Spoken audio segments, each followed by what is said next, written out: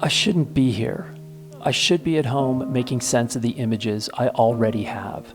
To be more specific, my work from Antarctica. And yet, here I am, 10,734 feet high in the Sandias, looking for the purple finch. Procrastination isn't my normal state. Far from it. I am the man with a plan, an agenda, some would say, always on, always moving towards an invisible goal. When the goalposts move, I move with, and never sit down on the job. But after returning from Antarctica, for the first time in my adult photographic life, I feel a bit lost, finding difficulty in the most basic of questions. What story am I attempting to tell? And after a single measly trip, what right do I have to tell it?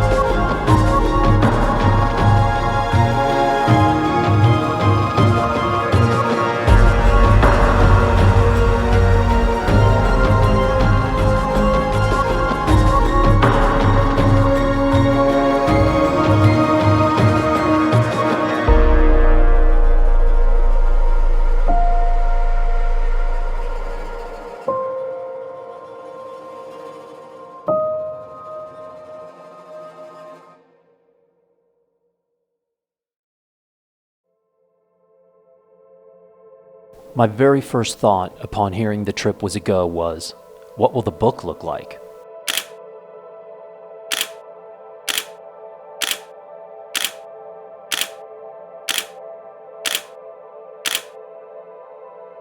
For me, printing my work equates to coming full circle as a photographer.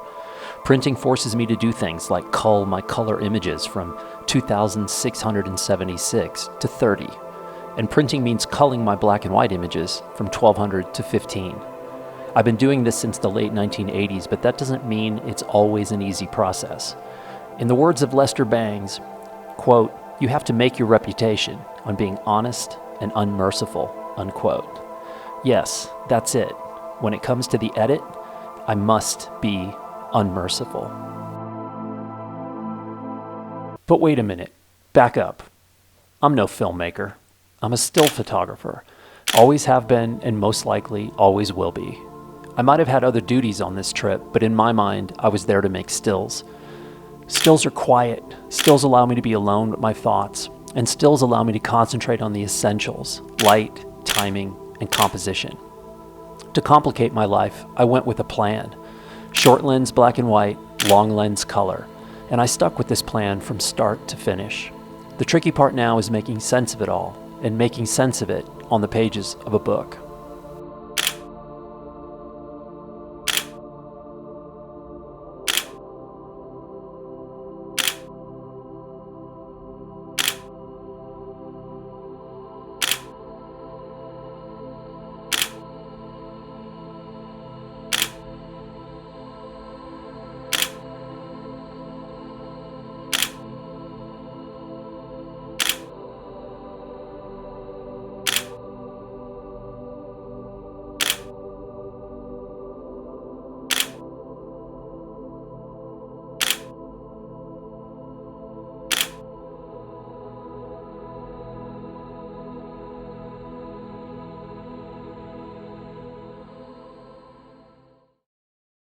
What was I talking about?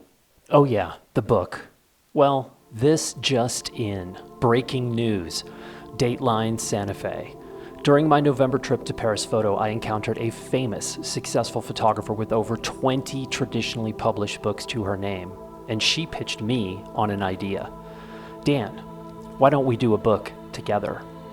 I'll use my work from the Arctic, and you use your work from the Antarctic. Now, because she is who she is and I am who I am, a nobody, I figured this would slip her mind. And then came last night's email. When are we doing the book? She asked. Now, this is a complicated affair, but what it does immediately is allow me to make my notebook journal now and consider the narrative book with her at a later date. So, let's talk notebook. 168 pages, 8 by 10, softcover, color and black and white, blank pages for writing and experiments in typography, and the most important ingredient is no rules. This is a book designed to be worked over once it is received. Ink, art supplies, typewriter, glue, scissors.